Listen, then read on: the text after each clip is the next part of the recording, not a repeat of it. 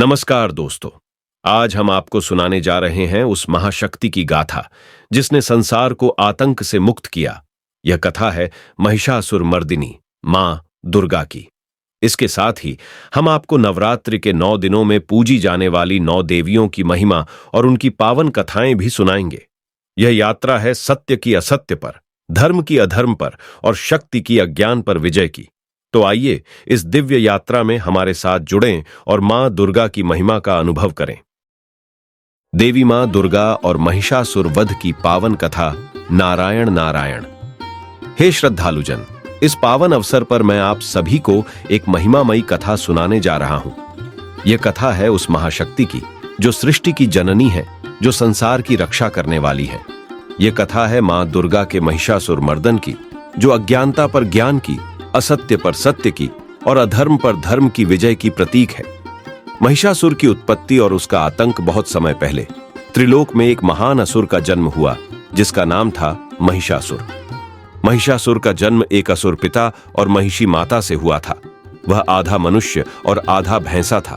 बचपन से ही उसमें अद्वितीय शक्ति और अहंकार समाहित था। उसकी शक्ति बढ़ती गई और उसके साथ साथ उसका अधर्म भी। उसे अपनी शक्ति का इतना अभिमान हो गया कि वह स्वयं को अमर और अजेय समझने लगा। महिषासुर ने अपनी तपस्या से ब्रह्मा जी को प्रसन्न कर लिया। ब्रह्मा जी जो सृष्टि के रचयिता हैं, उनके सामने महिषासुर ने एक वरदान की याचना की। उसने कहा, हे प्रभु, मुझे ऐसा वरदान दीजिए कि मेरी मृत्यु किसी पुरुष के हाथों ना हो। मुझे केवल स्त्री के हाथों ही मृत्यु प्राप्त हो सके।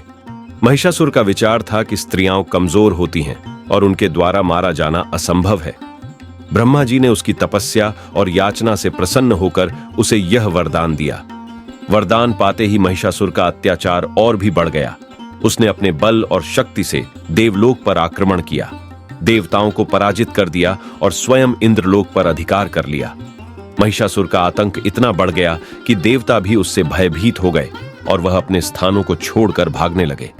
देवताओं की विनती और महाशक्ति का प्राकट्य जब महिषासुर ने तीनों लोकों पर अपना अधिकार जमा लिया, तब सभी देवता ब्रह्मा, विष्णु और महेश के पास सहायता के लिए गए। उन्होंने विनती की, हे प्रभु, महिषासुर के अत्याचार से त्रिलोक जल रहा है। हमें ऐसा कोई उपाय बताइए जिससे उसका अंत हो सके। ब्रह्मा, विष्णु और महेश तीनों ने आपस में विचार किया। सभी जानते थे कि महिषासुर को केवल एक स्त्री ही मार सकती है, परंतु कोई साधारण स्त्री महिषासुर के बल का सामना नहीं कर सकती थी। तब तीनों देवों ने अपनी अपनी शक्तियों का संचार करके एक दिव्य शक्ति का आह्वान किया। देवी दुर्गा का अवतरण सभी देवताओं की शक्तियों के सम्मिलन से एक दिव्य तेज उत्पन्न हुआ। उस तेज से एक अद्भुत देवी प्रकट हुई, मां दुर्गा। उनका रूप अलौकिक था, अद्वितीय और भव्य। उनके 10 हाथ थे जिनमें विभिन्न शस्त्र थे। उनके चेहरे पर शांति और क्रोध दोनों एक साथ दिखाई देते थे। उनकी आंखों से प्रकाश की किरणें निकल रही थीं, जो संपूर्ण संसार को आलोकित कर रही थीं। देवताओं ने उनकी स्तुति की और उन्हें अपने अपने अस्त्र शस्त्र प्रदान किए। भगवान विष्णु ने उन्हें सुदर्शन चक्र, भगवान शिव ने त्रिशूल, इंद्र ने वज्र और अन्य देवताओं ने भी अपने विशेष शस्त्र दिए। मां दुर्गा उस समय अजेय शक्ति का प्रतीक थीं। युद्ध का आरंभ मां दुर्गा ने अपने वाहन सिंह पर आरूढ़ होकर महिषासुर के समक्ष युद्ध का आह्वान किया। उनकी गर्जना से समस्त दिशाएं कांप उठीं। महिषासुर को देवी के इस आह्वान की सूचना मिली तो वह क्रोधित हो उठा। उसने सोचा, कैसे कोई स्त्री मेरी शक्ति को चुनौती दे सकती है। महिषासुर ने अपनी असुर सेना को मां दुर्गा से युद्ध करने के लिए भेजा। असुरों का एक विशाल दल युद्ध के लिए अग्रसर हुआ, लेकिन मां दुर्गा जो स्वयं महाशक्ति का अवतार थीं, ने अपनी अद्भुत शक्तियों से असुरों को धूल में मिला दिया। एक एक कर सभी असुर मां दुर्गा के प्रकोप का शिकार हो गए। महिषासुर का अनेक रूप धारण करना जब महिषासुर ने देखा कि उसकी सेना का विनाश हो चुका है, तो वह स्वयं युद्ध में उतरा। उसने अपने भैंसे के रूप में आकर मां दुर्गा पर आक्रमण किया।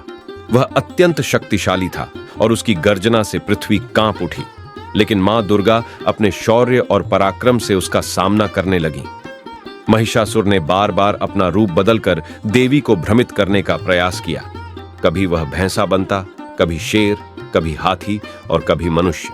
लेकिन मां दुर्गा उसकी हर चाल को समझ जाती और उसे अपने शस्त्रों से परास्त करती रहीं। महिषासुर की शक्ति को देखकर देवी ने उसके ऊपर और अधिक शक्ति से आक्रमण किया। अंततः जब महिषासुर ने पुनः भैंसे का रूप धारण किया, तब मां दुर्गा ने अपने त्रिशूल से उसे मारने का निश्चय किया।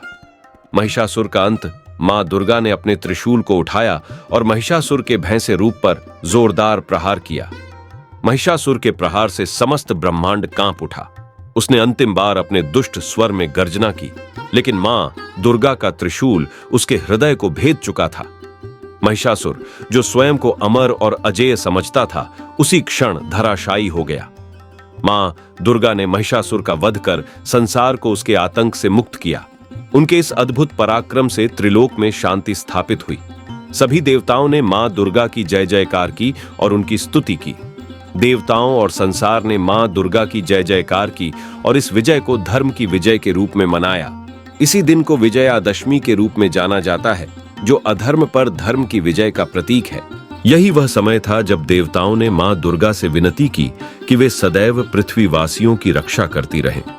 मां दुर्गा ने देवताओं को आशीर्वाद दिया और कहा कि वे प्रत्येक वर्ष उन 9 दिनों में पृथ्वी पर अवतरित होंगी, जब लोग उनकी आराधना करेंगे। तब से इन 9 दिनों को नवरात्रि के रूप में मनाया जाने लगा, जिसमें देवी के 9 रूपों की पूजा की जाती है। नवरात्रि का महात्म्य केवल इतना ही नहीं है कि यह अधर्म पर धर्म की विजय का पर्व है। यह पर्व आत्मा की शुद्धि, शक्ति की उपासना और भक्ति की गहराई का प्रतीक है। मां दुर्गा के 9 रूपों की उपासना इन 9 दिनों में की जाती है और हर दिन एक नए रूप की पूजा होती है।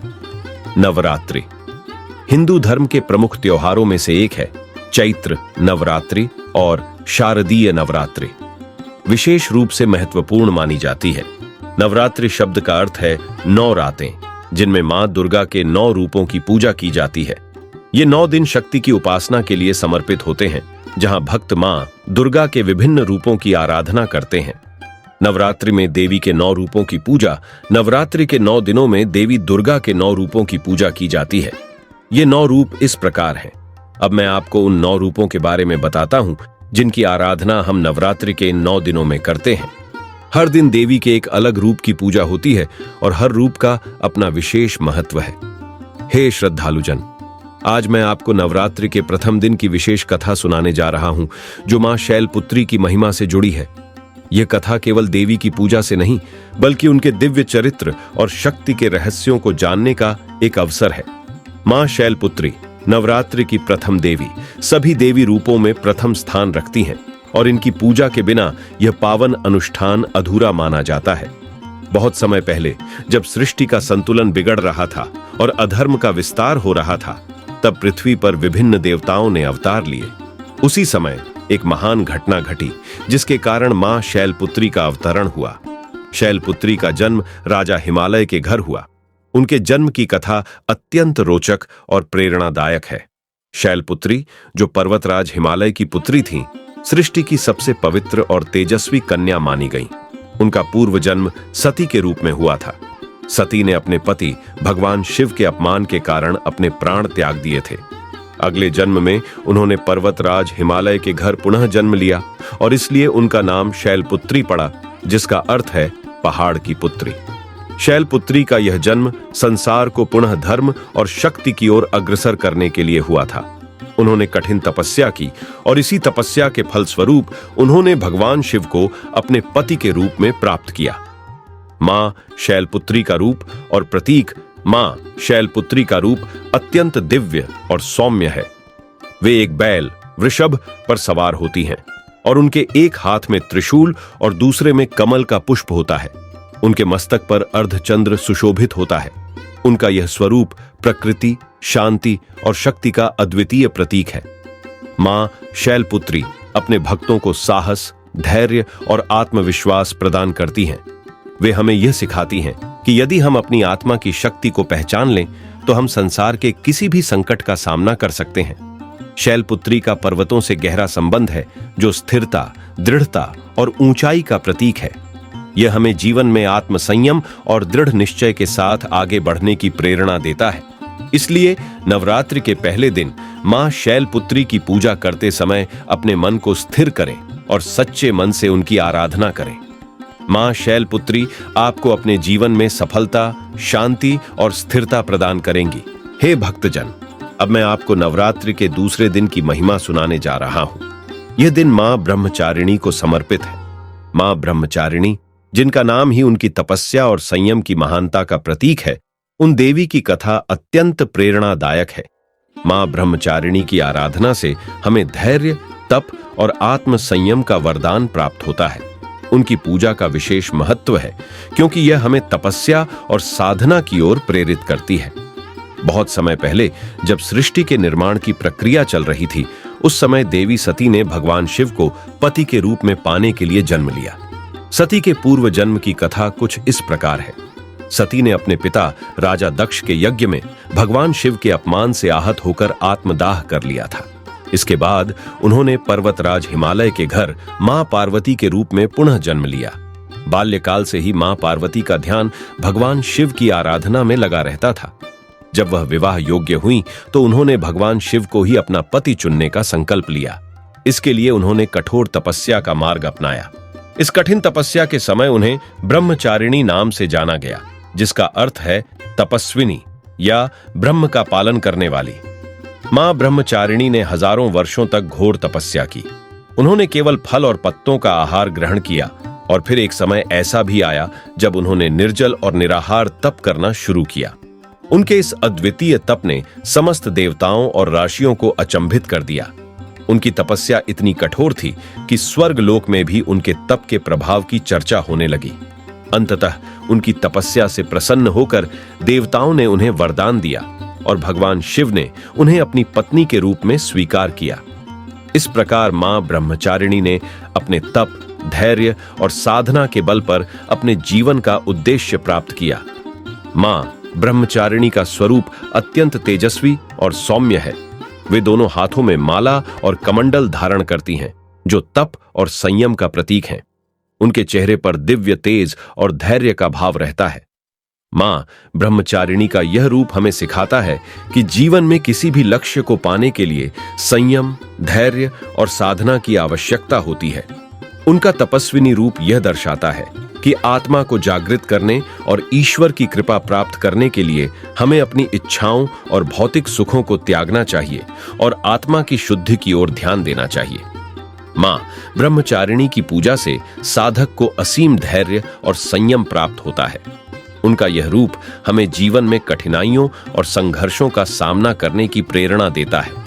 उनकी तपस्या यह सिखाती है कि चाहे परिस्थितियां कितनी भी कठिन क्यों न हों, यदि हम अपने ध्येय के प्रति अडिग और निश्चयी हैं, तो हम जीवन के हर संघर्ष को पार कर सकते हैं। मां ब्रह्मचारिणी की कृपा से साधक के भीतर आत्मशुद्धि और आत्मबल की वृद्धि होती है। उनकी पूजा से मानसिक शांति, ध्यान की क्षमता और एकाग्रता प्राप्त होती है, जो जीवन में सफलता के लिए अत्यंत आवश्यक है।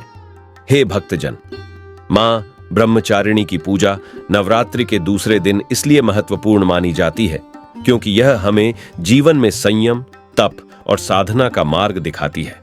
उनका यह स्वरूप हमें यह सिखाता है कि जीवन में किसी भी उद्देश्य की प्राप्ति के लिए आत्मशक्ति और धैर्य का होना आवश्यक है। इसलिए नवरात्रि के दूसरे दिन मां ब्रह्मचारिणी की पूजा करते समय अपने मन को स्थिर करें और सच्चे मन से उनकी आराधना करें। मां ब्रह्मचारिणी आपको धैर्य, संयम और साधना के पथ पर आगे बढ़ने की शक्ति प्रदान करेंगी। हे भक्तजन, आज मैं आपको नवरात्रि के तीसरे दिन की महिमा और मां चंद्रघंटा की कथा सुनाने जा रहा हूं। मां चंद्रघंटा का दिव्य रूप अत्यंत अद्भुत और शक्तिशाली है। वह साहस और शौर्य की देवी हैं, जो अपने भक्तों को हर प्रकार की बाधाओं से मुक्ति दिलाती है। मां चंद्रघंटा का अवतरण तब हुआ जब सती ने अपने पूर्व जन्म में आत्मदाह किया और देवी पार्वती के रूप में पुनर्जन्म लिया। जब पार्वती ने भगवान शिव से विवाह का संकल्प लिया और कठोर तपस्या की, तब उनकी इस कठिन साधना से प्रसन्न होकर भगवान शिव ने उनसे विवाह करने का निर्णय लिया। विवाह के समय भगवान शिव का रूप अत्यंत अजीब था। वे साधारण मानवों की तरह नहीं, बल्कि जटाजूटधारी, सर्पों से सुशोभित भूत प्रेतों के साथ अपनी बारात लेकर आए। जब पर्वतराज हिमालय और अन्य देवी देवताओं ने यह देखा तो वे बहुत भयभीत हो गए। यह देख पार्वती ने अपने दिव्य रूप का आह्वान किया और मां चंद्रघंटा के रूप में प्रकट हुई। उनके मस्तक पर अर्धचंद्र सुशोभित था, जो उनके शांत और सौम्य रूप का प्रतीक था, लेकिन उनके इस रूप में असाधारण शक्ति और साहस भी था। मां चंद्रघंटा ने अपने इस रूप से भगवान शिव को शांत किया और उनकी बारात को दिव्यता और सौंदर्य से भर दिया। उनका यह रूप युद्ध और राक्षसों के विनाश के समय अत्यंत उग्र होता है, लेकिन भक्तों के लिए वे अत्यंत करुणामयी और दयालु हैं। मां चंद्रघंटा का रूप अत्यंत अलौकिक और तेजस्वी है। वे 10 भुजाओं वाली देवी हैं, जिनके हर हाथ में अलग अलग अस्त्र शस्त्र हैं। उनके मस्तक पर अर्धचंद्र शोभित होता है, जिससे उन्हें चंद्रघंटा कहा जाता है। वे सिंह पर सवार होती हैं, जो उनकी शक्ति और साहस का प्रतीक है। उनका यह रूप यह दर्शाता है कि मां अपने भक्तों की हर प्रकार की बाधाओं और संकटों से रक्षा करती हैं। हे भक्तजन, अब मैं आपको नवरात्रि के चौथे दिन की महिमा और मां कुष्मांडा की कथा सुनाने जा रहा हूं। मां कुष्मांडा को ब्रह्मांड की रचयिता माना जाता है। उनका यह स्वरूप अत्यंत तेजस्वी और शक्तिशाली है, क्योंकि जब संसार में कुछ भी नहीं था, केवल अंधकार था, तब मां कुष्मांडा ने अपने एक हल्के से मुस्कान से इस ब्रह्मांड की सृष्टि की। उनकी पूजा हमें जीवन में सृजन, समृद्धि और स्वास्थ्य का आशीर्वाद प्रदान करती है। मां कुष्मांडा के अवतरण की कथा अति प्राचीन है। जब सृष्टि का कोई अस्तित्व नहीं था, चारों ओर केवल घोर अंधकार था, तब देवी कुष्मांडा ने अपनी हल्की मुस्कान से संसार की रचना की। उनके नाम का अर्थ है कुष्मांडा, यानी कु अर्थात छोटा, ऊष्म अर्थात ऊर्जा या प्रकाश, और अंडा अर्थात ब्रह्मांड। इस प्रकार उनके नाम का अर्थ है वह देवी जिन्होंने अपनी दिव्य ऊर्जा से इस छोटे ब्रह्मांड की रचना की। मां कुष्मांडा की मुस्कान से सृष्टि का आरंभ हुआ, जिससे सूर्य का निर्माण हुआ और उसके प्रकाश से संसार में जीवन का विकास हुआ। देवी की असीम शक्ति के कारण उन्हें आदि शक्ति के रूप में पूजा जाता है। देवी के इस रूप की आराधना से संसार में सभी प्रकार की सकारात्मक ऊर्जा, समृद्धि और सृजन का संचार होता है। मां कुष्मांडा का स्वरूप अत्यंत तेजस्वी और दिव्य है। वे अष्टभुजाधारी हैं, इसलिए उन्हें अष्टभुजा देवी भी कहा जाता है। उनके हाथों में कमंडल, धनुष, बाण, कमल, अमृत का कलश, चक्र, गदा और जपमाला सुशोभित होते हैं। मां सिंह पर सवार रहती हैं, जो शक्ति और साहस का प्रतीक है। उनका यह रूप बताता है कि मां कुष्मांडा न केवल सृष्टि की रचयिता है, बल्कि वे अपने भक्तों को जीवन में सकारात्मक ऊर्जा, मानसिक शांति और सृजन की शक्ति भी प्रदान करती हैं। उनकी मुस्कान ब्रह्मांड की उत्पत्ति का प्रतीक है और उनकी पूजा से मनुष्य के जीवन में प्रकाश, समृद्धि और नई ऊर्जा का संचार होता है। मां कुष्मांडा की पूजा से साधक को जीवन में सृजनात्मकता, समृद्धि और सकारात्मक ऊर्जा प्राप्त होती है।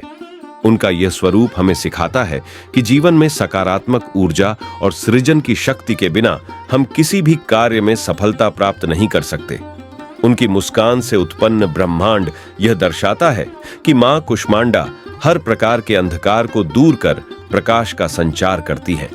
उनकी पूजा से व्यक्ति के जीवन में नकारात्मकता दूर होती है और वह नए विचारों, नई योजनाओं और नई संभावनाओं की ओर अग्रसर होता है। इसलिए नवरात्रि के चौथे दिन मां कुष्मांडा की पूजा करते समय उनके दिव्य रूप का ध्यान करें और उनसे अपने जीवन में सकारात्मक ऊर्जा और सृजन की शक्ति प्राप्त करने की प्रार्थना करें। मां की कृपा से आप जीवन में समृद्धि, शांति और सृजन की ओर बढ़ेंगे। हे भक्तजन, अब मैं आपको नवरात्रि के पंचम दिन की महिमा और मां स्कंद माता की कथा सुनाने जा रहा हूं। मां स्कंद माता का दिव्य रूप अत्यंत करुणामयी और सौम्य है। वह अपनी गोद में भगवान स्कंद कार्तिकेय को लिए हुए हैं और इसीलिए उन्हें स्कंद माता कहा जाता है। उनकी पूजा करने से हमें मातृ प्रेम, वात्सल्य, सुरक्षा और शांति का आशीर्वाद मिलता है। मां स्कंद माता का संबंध भगवान शिव और माता पार्वती से है। जब देवताओं और असुरों के बीच घोर युद्ध हो रहा था, तब देवताओं की सेना बार बार हार रही थी। तब देवताओं ने भगवान शिव और माता पार्वती से प्रार्थना की कि वे उन्हें एक शक्तिशाली योद्धा प्रदान करें जो असुरों का नाश कर सके। तब माता पार्वती ने अपने पुत्र स्कंद कार्तिकेय को जन्म दिया, जिन्हें देवताओं का सेनापति नियुक्त किया गया। स्कंद ने अपनी महान युद्ध कला और साहस से असुरों का संहार किया और देवताओं को विजय दिलाई। मां स्कंद माता के रूप में माता पार्वती अपने पुत्र स्कंद को गोद में लेकर विराजमान होती हैं। उनके इस रूप में मां का वात्सल्य और सुरक्षा का भाव प्रकट होता है। मां स्कंद माता न केवल अपने पुत्र की रक्षक हैं, बल्कि समस्त सृष्टि की रक्षा करने वाली हैं। वे अपने भक्तों को पुत्रवत प्रेम और सुरक्षा का आशीर्वाद देती हैं और उनकी हर संकट से रक्षा करती हैं। मां स्कंद माता का स्वरूप अत्यंत शांत और करुणामयी है। वे 4 भुजाओं वाली देवी हैं। 2 हाथों में वे कमल के फूल धारण करती हैं। एक हाथ से भगवान स्कंद कार्तिकेय को गोद में लिए हुए हैं और एक हाथ से वे भक्तों को आशीर्वाद देती हैं। वे सिंह पर सवार होती हैं, जो साहस और शक्ति का प्रतीक है। नवरात्रि के 5वें दिन मां स्कंद माता की पूजा करते समय उनके दिव्य रूप का ध्यान करें और उनसे अपने जीवन में शांति, सुख और समृद्धि की प्रार्थना करें। मां की कृपा से आपका जीवन संतुलित, शांतिपूर्ण और सुखमय बनेगा। हे भक्तजन, अब मैं आपको नवरात्रि के 6ठे दिन की महिमा और मां कात्यायनी की कथा सुनाने जा रहा हूं। मां कात्यायनी का दिव्य रूप अत्यंत शक्तिशाली और साहसी है। वह दुर्गा का रूप है, जो राक्षसों का नाश करती हैं और अपने भक्तों को शक्ति और साहस का आशीर्वाद देती है। उनकी पूजा करने से जीवन में विजय, साहस और सभी प्रकार के संकटों से मुक्ति मिलती है। मां कात्यायनी के अवतरण की कथा प्राचीन काल में राक्षस महिषासुर के अत्याचार से जुड़ी है। महिषासुर एक शक्तिशाली राक्षस था, जिसने तपस्या करके ब्रह्मा जी से यह वरदान प्राप्त किया था कि कोई भी देवता या पुरुष उसे मार नहीं सकेगा। वरदान मिलने के बाद महिषासुर ने अत्याचार शुरू कर दिया और देवताओं को स्वर्ग से बेदखल कर दिया। देवताओं ने ब्रह्मा, विष्णु और महेश से प्रार्थना की कि वे उन्हें महिषासुर के अत्याचारों से मुक्ति दिलाएं। तब ब्रह्मा, विष्णु और महेश ने अपनी शक्तियों का संगम किया और मां दुर्गा का अवतरण हुआ। देवी दुर्गा ने अर्षि कात्यायन के घर जन्म लिया। इसी कारण उन्हें कात्यायनी कहा गया। मां कात्यायनी ने महिषासुर का संहार किया और देवताओं को उसके आतंक से मुक्ति दिलाई। उनके इस वीरतापूर्ण कार्य के कारण उन्हें महिषासुरमर्दिनी के नाम से भी जाना जाता है। मां कात्यायनी का यह रूप साहस, शक्ति और विजय का प्रतीक है।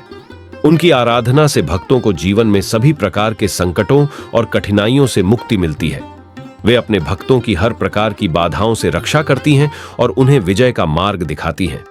मां कात्यायनी का स्वरूप अत्यंत तेजस्वी और उग्र है। वे 4 भुजाओं वाली देवी हैं। उनके एक हाथ में तलवार, दूसरे हाथ में कमल, तीसरे हाथ में खड्ग और चौथे हाथ से वे आशीर्वाद देती हैं। वे सिंह पर सवार रहती हैं, जो शक्ति और साहस का प्रतीक है। उनका यह रूप यह दर्शाता है कि मां कात्यायनी न केवल शक्ति और वीरता की देवी हैं, बल्कि वे अपने भक्तों के लिए करुणामयी और दयालु भी हैं। उनके इस रूप से यह शिक्षा मिलती है कि जीवन में संकटों का सामना करने के लिए हमें साहस और शक्ति की आवश्यकता होती है, लेकिन साथ ही हमें दया और करुणा भी बनाए रखनी चाहिए। हे भक्तजन, मां कात्यायनी की पूजा नवरात्रि के 6ठे दिन विशेष रूप से की जाती है, क्योंकि यह दिन साहस, शक्ति और विजय का प्रतीक है। मां कात्यायनी अपने भक्तों को हर प्रकार के संकट और भय से मुक्ति दिलाती है और उन्हें जीवन में साहस और शक्ति प्रदान करती है। इसलिए नवरात्रि के 6ठे दिन मां कात्यायनी की पूजा करते समय सच्चे मन से उनकी आराधना करें। मां की कृपा से आप जीवन के हर संकट से मुक्त होकर सफलता और समृद्धि की ओर अग्रसर होंगे। हे भक्तजन, अब मैं आपको नवरात्रि के 6ठे दिन की महिमा और मां कात्यायनी की कथा सुनाने जा रहा हूं। मां कात्यायनी का दिव्य रूप अत्यंत शक्तिशाली और साहसी है। वह दुर्गा का रूप है, जो राक्षसों का नाश करती हैं और अपने भक्तों को शक्ति और साहस का आशीर्वाद देती है। उनकी पूजा करने से जीवन में विजय, साहस और सभी प्रकार के संकटों से मुक्ति मिलती है। हे भक्तजन, आज मैं आपको नवरात्रि के 6ठे दिन की महिमा और मां कात्यायनी की कथा सुनाने जा रहा हूं। मां कात्यायनी का दिव्य रूप अत्यंत शक्तिशाली और साहसी है। वह दुर्गा का रूप है, जो राक्षसों का नाश करती हैं और अपने भक्तों को शक्ति और साहस का आशीर्वाद देती है। उनकी पूजा करने से जीवन में विजय, साहस और सभी प्रकार के संकटों से मुक्ति मिलती है। मां कात्यायनी का यह रूप साहस, शक्ति और विजय का प्रतीक है। उनकी आराधना से भक्तों को जीवन में सभी प्रकार के संकटों और कठिनाइयों से मुक्ति मिलती है। वे अपने भक्तों की हर प्रकार की बाधाओं से रक्षा करती हैं और उन्हें विजय का मार्ग दिखाती हैं। मां कात्यायनी का स्वरूप अत्यंत तेजस्वी और उग्र है। वे 4 भुजाओं वाली देवी हैं। उनके एक हाथ में तलवार, दूसरे हाथ में कमल, तीसरे हाथ में खड्ग और चौथे हाथ से वे आशीर्वाद देती हैं। वे सिंह पर सवार रहती हैं, जो शक्ति और साहस का प्रतीक है। उनका यह रूप यह दर्शाता है कि मां कात्यायनी न केवल शक्ति और वीरता की देवी हैं, बल्कि वे अपने भक्तों के लिए करुणामयी और दयालु भी हैं। उनके इस रूप से यह शिक्षा मिलती है कि जीवन में संकटों का सामना करने के लिए हमें साहस और शक्ति की आवश्यकता होती है, लेकिन साथ ही हमें दया और करुणा भी बनाए रखनी चाहिए। हे भक्तजन, मां कालरात्रि की पूजा नवरात्रि के 7वें दिन विशेष रूप से की जाती है, क्योंकि यह दिन भय, नकारात्मकता और बाधाओं से मुक्ति का प्रतीक है।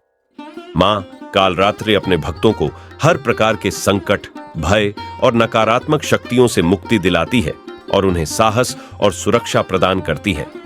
इसलिए नवरात्रि के 7वें दिन मां कालरात्रि की पूजा करते समय सच्चे मन से उनकी आराधना करें। मां की कृपा से आप अपने जीवन में भयमुक्त हो जाएंगे और सभी प्रकार की बाधाओं को पार करके सफलता और शांति प्राप्त करेंगे।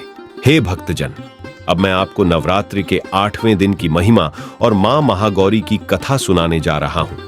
मां महागौरी का रूप अत्यंत शुभ, पवित्र और करुणामयी है। उनकी पूजा से भक्तों को सुख, शांति और समृद्धि की प्राप्ति होती है। मां महागौरी सभी प्रकार के कष्टों का नाश करती हैं और अपने भक्तों को हर प्रकार की बाधाओं से मुक्त करती हैं। मां महागौरी का अवतरण उस समय हुआ जब देवी दुर्गा ने अपने उग्र रूपों के माध्यम से असुरों का संहार किया और संसार को राक्षसों के आतंक से मुक्त किया।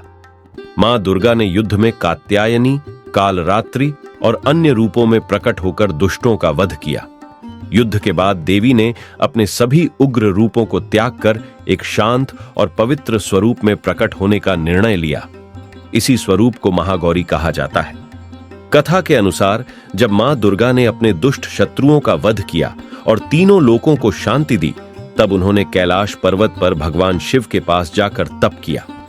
तप के फलस्वरूप मां दुर्गा ने शिव की कृपा से एक अत्यंत सुंदर और उज्जवल रूप धारण किया, जिसे हम महागौरी के रूप में जानते हैं। उनका यह रूप न केवल दिव्यता का प्रतीक है, बल्कि यह प्रेम, दया और करुणा का भी प्रतीक है।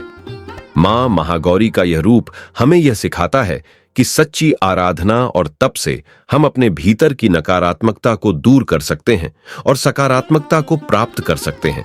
उनकी कृपा से भक्तों का जीवन सुख, समृद्धि और शांति से परिपूर्ण हो जाता है।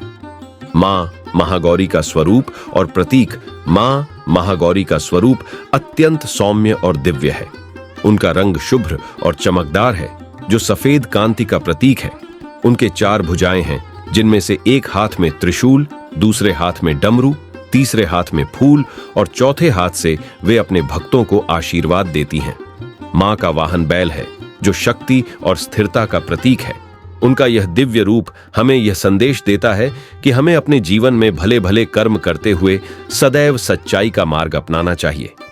मां महागौरी का स्वरूप भक्तों को प्रेरणा देता है कि वे हमेशा अपने मन में शांति और प्रेम बनाए रखें, क्योंकि यही सच्ची आराधना है।